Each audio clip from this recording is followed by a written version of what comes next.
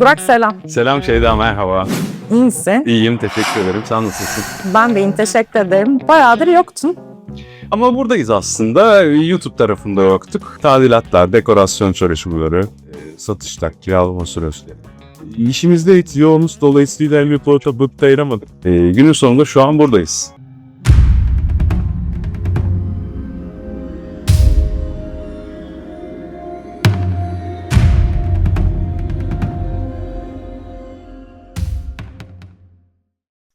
Tamam, o zaman hemen konumuza girelim. Bu videoda şöyle bir şeyle başlayalım istedim ben. Tayland'da insanlar konut alırken kelime kötü biliyorum ama daha doğru anlaşılsın diye herhangi bir dolandırıcılık riski var mı, dolandırıcılığa maruz kalıyorlar mı gibi soruları genel anlamda cevaplayalım istiyorum. Dolayısıyla bugün birazcık güzel görünmeyen bir konudan bahsedeceğiz ama sonuçta güzel bitireceğiz diye Ama tahmin güzel ediyorum. olmayan bir şey hakkında bilgi sahibi olmak, en azından ona karşı seni koruyacağı için başına ne gelirse ne yapmak lazım, ne şekilde davranmak lazım. Koruma mekanizması oluşturmak için önemli bir konu kesin. Ya da başınıza kötü bir şey gelmesin, dolandırıcılığa maruz kalmayın. Öncesinde Bilgilendirmek kesinlikle, önemli. Kesinlikle. Tamam, o zaman şimdi ilk sorumla başlıyorum sana. Tabii ki.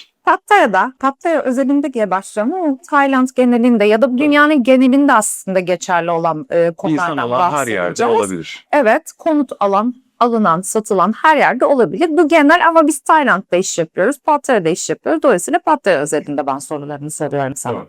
İlk sorumla başlıyorum. Pattaya'da en sık görülen emlak dolandırıcılığı nedir Burak? Hem piyasada gördüğümüz hem duyumladığımız bize en çok ulaşan konu dairelerin sosyal medya platformlarından insanlara ulaştırılması. Daha sonrasında ipotekli, gerçek olmayan bir şekilde dairelerin hatta bazen gezdirilmesi, gösterilmesi ve ardından ipotekle karşılaşılması ve evin satın alınamaması diyebilirim. Tamam, o zaman şöyle diyebiliriz. Aslında en sık karşılaşılan sorun buradaki ipotekli, rehinli, hacizli ya da banka kredili aslında satışa uygun olmayan dünyanın her yerinde büyük anlamda suç teşkil eden satılamayacak bir konutin satışa çıkarılması. Doğru mu? Kesinlikle. Tamam, pekala. İkinci soruma geçeyim. Tapunun üzerinde ipotek, rehin ya da haciz ya da kredi olup olmadığını alıcılar nasıl anlar? Öncelikle en basit seçenekten başlayalım. Tayland tapusu örneğini koyabiliriz belli alanları şifreleyip. Ön tarafında tapunun metrekaresi, daire bilgileri, adres bilgisi gibi bilgiler yer alır. Arka tarafta da tapunun güncel sahibi, eğer ipotekliyse ipotek bilgisi gibi bilgiler yazılır. Biz evlerin satış sürecinde satıcılardan hem ön tarafını hem arka tarafını isteyip kontrol ediyoruz.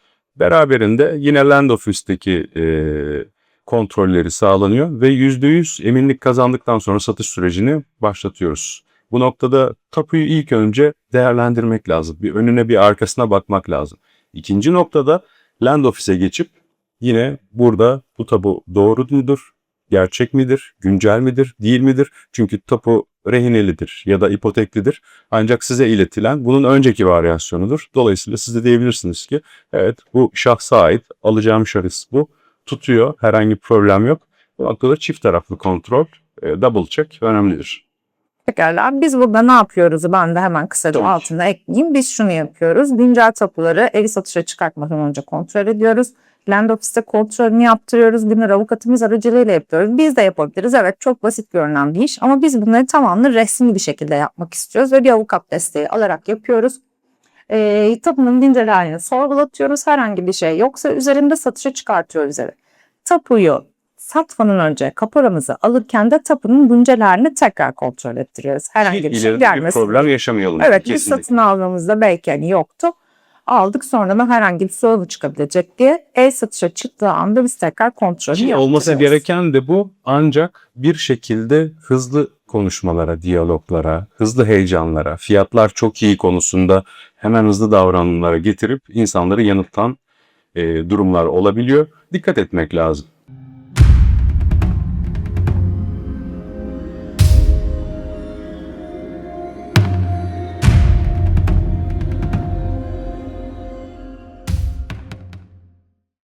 O zaman üçüncü soruma geçiyorum.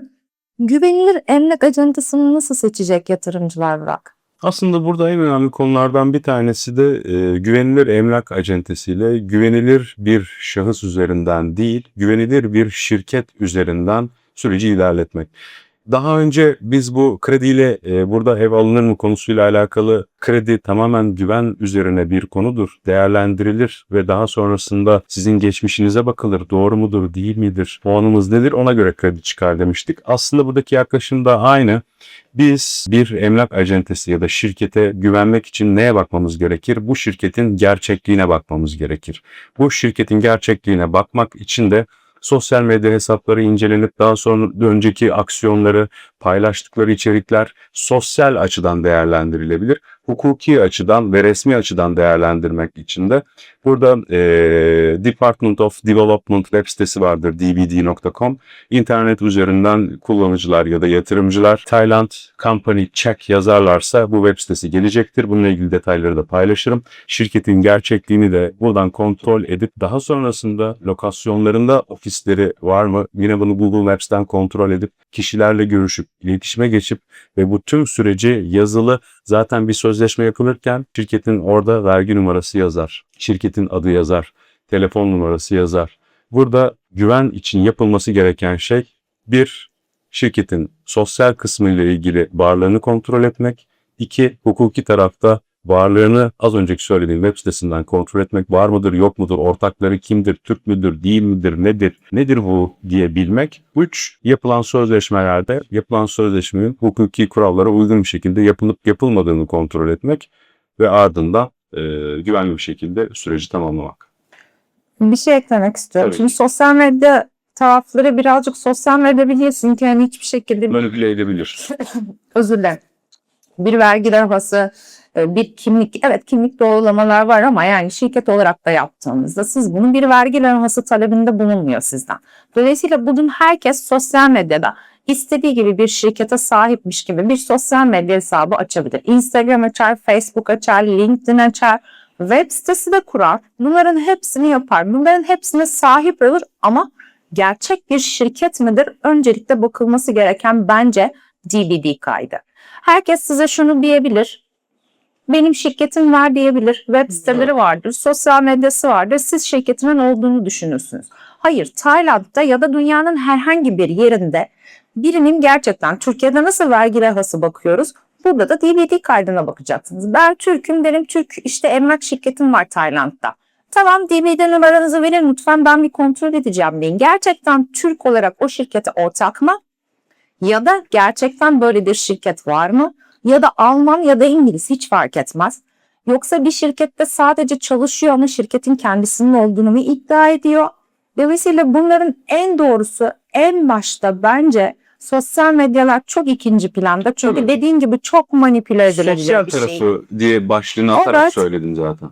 Bence kesinlikle %100 ilk kontrol Tayland özelinde Birinci söyleyeyim. kontrol bence de o olmalı. Amerika'daki, kesinlikle. İngiltere'deki, Dubai'deki satışlarla ilgilenmediğim için söylüyorum. Tayland'da bir gayrimenkul şirketi olduğunu iddia eden birisinin ilk yapacağınız şey lütfen bana numaranızı verin, DBD kaydınızı kontrol edeceğim. DBD'de kaydı varsa, konuştuğumuz kişinin DBD'de adı yazıyorsa, firma Türkse orada Türk bayrağı, İngilizse İngiliz bayrağı, ortakların detayları, her şey çok şeffaf. Ulaşılabilir bir noktada ilk sorulacak şey bu. Yoksa herkes sosyal medya açıyor, herkes web sitesi kuruyor.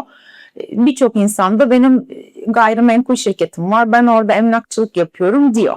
Evet. Ne kadar doğru ne kadar değil bence DBD kaydı çok Kesinlikle. önemli. Bir de güvenilirlik açısından aslında biz her ne kadar insanlar da bizlerle iletişime geçiyor olsalar da biz şirketin temsilcisiyiz. World of Condos Limited Company'nin temsilcileriyiz. Burada aslında iletişim geçtikleri tabii ki biz konuşuyoruz ama şirketle direkt iletişime geçiyorlar. Herhangi farklı şahısla da iletişime geçtiklerinde evet şahısla iletişime geçiyorlar. Ancak şahıs sorumlulukları ve şirket sorumlulukları ayrıdır.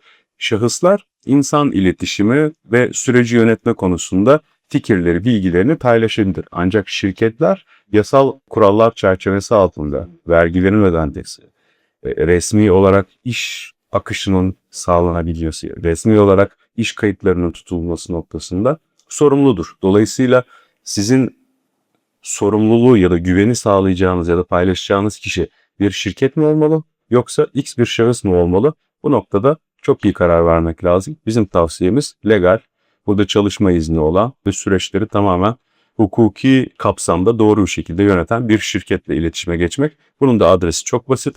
Tüm detaylarına ulaşabiliyorsunuz. İnceleyip bakmak lazım. Buradan ben yine açıklamayacağım. Bize eklersin sandım. Hatta En eklerim, azından birlikte bir bir World şey. of Condos'a bakarız.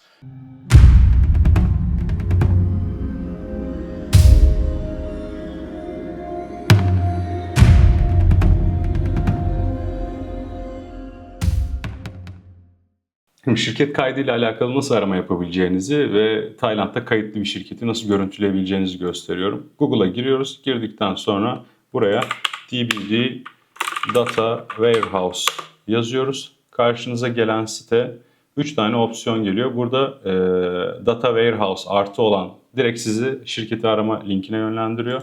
Buna tıklıyoruz. Daha sonrasında karşınıza açılan sayfada bazen web tarafında kasabiliyor. Logoya tıklarsanız sizi ana sayfaya, arama yapacağınız sayfaya atıyor. Hemen yine sağ üst tarafta Tayca ve İngilizce seçenekleri var. Buradan İngilizceyi seçiyorsunuz. Daha sonrasında da aramanızı ona göre yapabiliyorsunuz. Hemen girelim. İngilizce versiyonda World of Condo yazıyoruz. Enter'a basıyoruz. Hemen karşınıza şirketin bütün detayları yazıyor. Kayıt tarihi, mevcut statüsü, ne şirketi olduğu, Registered Capital, Investment by Nationality tarafında da hangi millette yatırımcıları olduğunu görüntüleyebiliyorsunuz. Yüklüyor, bekleyelim. Evet. Yine Registered numarası burada. Burada biliyorsunuz şirket konusu zaten %51 Tay, %49 yabancı ortak. 2 kişi var. Bir kişi Tay'ı. Yine Tay'ı diline çevirirseniz bazı detaylar Tayca'da çıkıyor, bazı detaylar Türkçe'de çıkıyor. Yine ana sayfaya geldiğinizde bakın burada şirket ortakları detayları var. Buradan yine burada şirketin adresi vesaire bütün detaylara ulaşabiliyorsunuz. ChatGPT'ye atalım. Diyelim ki Türkçe yapar mısın? Ve karşınıza yönetim kurulu üyeleri Burak Pehlivan, Şeyda Pehlivan olarak çıkıyor. Eğer biri size benim şirketim var, işte şöyledir böyledir dediği vakit bu güvence konusuyla, az önce bahsettiğimiz konuyla alakalı bilgi almak isterseniz yine web sitesi burada yazıldığı gibi datawarehouse.dbd.go.th adresinden buradan detaylara ulaşabilirsiniz. Ben videonun altına tekrar koyacağım. Teşekkür ederim.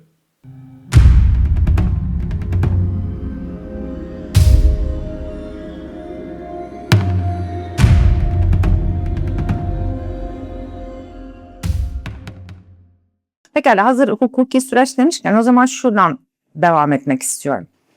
Satış yaparken bir avukatın bu işin içinde olmasının önemi nedir Burak? Kesin. Yani şimdi şöyle, aslında bu global bir konu. Dünyanın her yerinde geçerliliği hemen hemen aynı bir konu. Satış yaparken avukatın içerisinde olmasının en büyük avantajı hukuki açıklık ya da hukuki eksiklik olabilecek bütün problemleri şirket ötesinde de kapatabiliyor olması. Bunu aslında bir supplement olarak düşünebiliriz. Sağlığınız yerinde, her şey süper ama bir C vitamini alıyor olmak, doğru besleniyor olmak sizin sağlığınızı daha iyi noktaya getirecektir ve daha sağlıklı hayatınıza devam edeceksinizdir.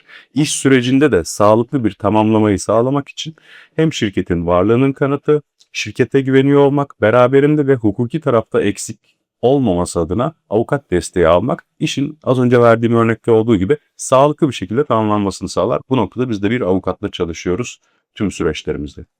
Evet, yani dolayısıyla sözleşme ve tapu süreçlerinde avukatın olması yasal bir güvence sağlar ve tüm riskleri önler Kesinlikle. deyip diğer soruma geçeceğim. Pekala, şimdi buraya kadar geldik. Bir avukatımız var, bir evimizi bulduk, güvenilir acentede bulduk. Kapora vereceğiz. Kapora verirken ne yapmamız lazım? Kapora verirken her şeyde olduğu gibi bir kere kapora verdiğimizi tescil ettirmemiz gerekiyor.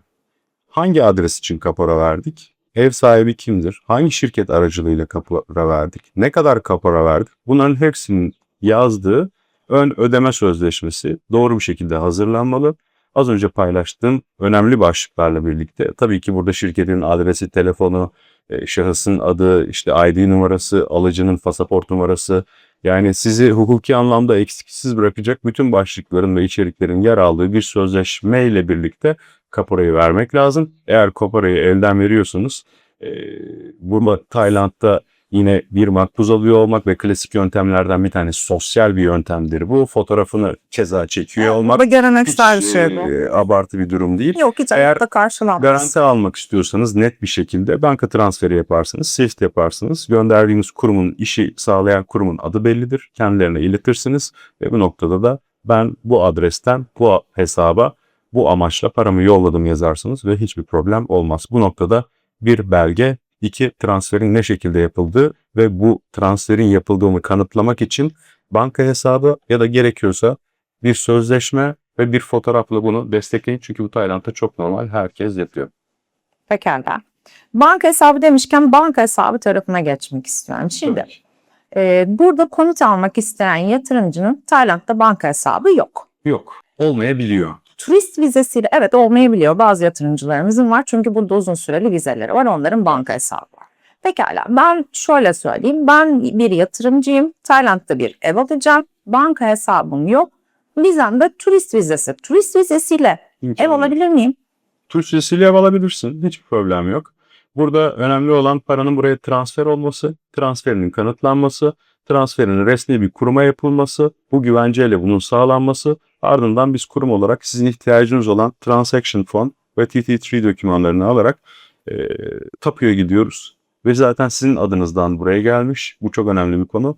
Adın beraberinde açıklama alanına alacağınız dairenin lokasyonu, bilgisi, sizin pasaport numaranız bir daha. Bu açıklamayı yaptıktan sonra kanıt her şey ortada ve ev satın alabilirsiniz. Bu noktada satın aldığımız birçok evde oldu bugüne kadar. Hiçbir problem de yaşamadık. Süreç, hukuki ihtiyaçlar neyse bunu karşılayarak yaptığımız için bir problem yaşanmıyor. Pekala.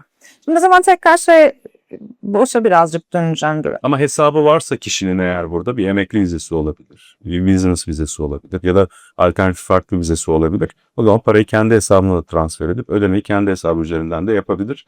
Hiçbir problem yok. Pekala. Peki şöyle diyelim. Mesela ben yine bir yatırımcıyım ve burada ev alacağım ama şüpheli bir emlak ilanı olduğunu nasıl anlarım? Yani bir ilan gördüm. Fiyatı da çok cazip geldi. Bunun şüpheli bir ilan mı, bir gerçek bir ilan mı olduğunu nasıl anlarım? Yine dünya genelinde olan bir şey aslında. Ya işte burada aslında talebimiz nedir? Evi satın almak. Evle alakalı bilgimiz nedir? Evin fotoğrafları.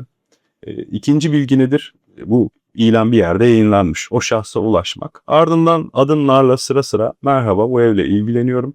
Fiyatının bu kadar olduğunu gördüm. Tapu detayları ve house book'unu paylaşabilir misiniz diyebiliriz. Bu noktada tapuyu ilk önce görürüz. House book'u sonrasında görürüz. Ve ardından güvenceye aldıktan sonra gidip fiziksel bir ziyaret gerçekleştiririz. Ardından eğer agent'ımız ya da çalıştığımız firma ya da bireysel bunu yapıyorsak yine tapudan bunun kontrolü yapılır. Evle alakalı herhangi bir haciz, hipotek, borçluluk durumu var mıdır yok mudur? Bunlar hepsi tamamlandıktan sonra güvenceye almış oluruz. Bu süre içerisinde tapuyla alakalı kafamızda kalan bir soru işareti. Borçlulukla alakalı, ipotekle alakalı. Benim şu an ipoteği var ama işte siz ödemeyi şu kadarını yaptıktan sonra bu ödenecek de daha sonrasında kaldıracak. Biz sizin için bunun için de sözleşme yapacağız falan filan. Hani burada sizin içinizi rahatsız eden, anlayamadığınız, soru işaretli olan bir nokta kaldığı vakit bir dakika deyip o zaman yine bu alanda uzman kişilere ulaşıp bu güvenceyle süreci tamamlamak en doğrusu olacaktır. Biz bu noktada buradayız. Yardımcı olabiliriz diyebilirim. Tamam. O zaman şimdi ben yine bir şöyle ufaktan toparlıyorum tekrar. Tayland'da konut olacak yabancı yatırımlar için tapu devri sırasında aslında dikkat etmeleri gereken konuyu da ekleyeceğim. Tapu öncesi evi satın alırken bir şirket gerçekten var mı? Ve gerçekten bu şirketin sahipleri söylenilen kişiler mi? Bu da DBD kaydından sen zaten ekleyeceksin diye onu Kesinlikle. tekrar etmek istiyorum ki bu çok önemli. Şirket yöneticilerini net bir şekilde Net bir şekilde görecek. Yani bunu görmeden hiç kimseye hiçbir şekilde bir kapora, bir ödeme vesaire yapmak doğru değil. Evet. Bunu gördükten sonra da bu şirket güvenilir bir şirket, tamam, ya da ben bu şirkete güvendim de diyebilir. Güvenilir olur olmaz onu da bilemiyorum ama yani ben bu şirkete güvendim dedi. Evini de beğendi, satın almaya başlayacak. Hemen öncesinde yapacağı sözleşme içinde evin tapusunda herhangi bir şekilde şerhi ipotek haciz var mı? Bunları öğrenecek. Tapu sahibi aynı kişi midir? Bunu öğrenecek. Ön satış sözleşmesi yapılacak. Kapora ödemesini yapacak. Bu belgelerle beraber hepsi düzgünse. Bu belgelerle beraber çok güvendiyse şirket hukuki bir destek almak istemiyorsa bu şekilde ilerleyebilir. Şirket avukatı olan bir şirketse zaten avukatıyla destek sağlar. Yoksa kendisine bir avukat da bulabilir. Avukatı da kontrol ettirebilir ki ben böyle olmasını öneririm açıkçası. Bunu da yaptıktan sonra sözleşmesini imzalayacak, tapuya gidecek. Tapuya gitmeden önce transferleri yapılacak. Yabancı olacak, tapu devrindeki en önemli belgelerden Transaction Form ve TT3 mutlaka alınacak. Bunlar olmadan ya da bunları biz işte parayı elden getirebilirsiniz. Elden alalım. Bu da çok karşılaştığımız bir konu, anlatırken aklıma geldi. Süper. Elden getirin paranızı. Biz işte ona orada bir TT3 formu ayarlarız. Evet, ayarlarsınız ama yarın bir gün bu bir incelemeye girdiği anda kişi evini kaybedebilir. Çünkü burada en önemli konu paranın legal bir şekilde ve temiz bir paranın buraya girip satın Kesinlikle. alımın tamamlanması. Burada ulaşabilecek yarın öbür gün herhangi bir kontrol ya da TT3 formuyla alakalı bir güncelleme ve tekrar kontrolü sonrasında şahıslara uygulanabilecek herhangi bir cezai sistemden bu sefer çalıştığınız kişiler de yardımcı olamayacak size. Kimse yardımcı Çözüm olamaz. sağlayamayacak çünkü Evet. bu tamamen devletin tanımlamış olduğu satın alma prosedürleri kapsamı dışında bir tutum olacak. Yani exchange ofislerden öyle biz size Alınabiliyor, TT3 evet. formu alıyoruzlarla olmuyor iş. Maalesef. O para yurt dışından buraya mutlaka gelecek. TT3 alırsınız da transaction'ı alamazsınız. O aldığınız transaction sahte bir form olur. Dolayısıyla siz 3 kuruş Swift masrafından kaçacağım diye yarın elinizdeki evden olabilirsiniz.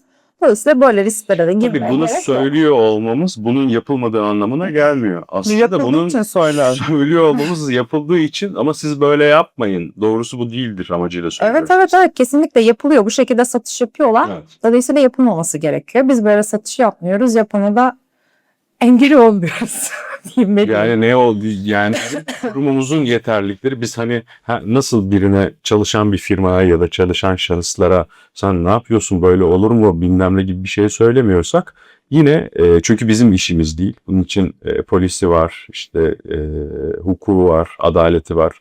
Tamamen farklı bir birim ama öncesinde insanları uyarmak bizim için çok önemli bir konu. Çünkü bize sadece ulaşanlar bugüne kadarki sürecimizi incelediğimizde yatırım yapmak istiyorum, ev kiralamak istiyorum, evimi tasarlatmak istiyorum, dizayn desteği almak istiyorum deyip hukuki tarafta da şu problemi yaşadım. Evimi satın aldım, bütün parasını verdim ama tapumu alamadım. Kiralık eve çıktım. Ya birçok negatif şeyle de beraber uğraştığımız için sen çok daha iyi biliyorsun. Hatta şu an aktif devam eden bazı süreçlerimiz var. Bunun yaşanmasını kesinlikle istemiyoruz. Yani net, temiz, tamamen hukuka, kurallara uygun bir şekilde süreci ilerletmek çok önemli. O zaman şöyle ki aslında bütününü konuştuk. Biraz soru gidecektim ama soru gitmeme çok da gerek kalmadı. Yani soracağım soruların fazlasını hatta konuştuk seninle. İstiyorsan kalan soruları evet hayır diyerek hızlı bir... Yok hiç evet hayırlık bir sorumuz kalmadı. Hepsini çok güzel açıkladık. Yani elimdeki sorulardan fazlasını açıkladık. Daha fazla merak edilen bir şey varsa bence videonun altına yorum olarak yazabilirler. Tabii. Daha da güzeli bize ulaşabilirler direkt. Çünkü biz Kesinlikle. telefonlara direkt yanıt veriyoruz. Bize mesai saatlerimiz, mesai günlerimiz içerisinde her zaman ulaşabilirler. Doğru bir şekilde destek sağlayabiliriz. Benim sorularım tamam. Senin söyleyeceğin bir şey varsa eklemek istediğim bir şey. Toparlamak da istemiyorum bu defa. Toparladım çünkü arada tekrar. Ekleyebilirsin.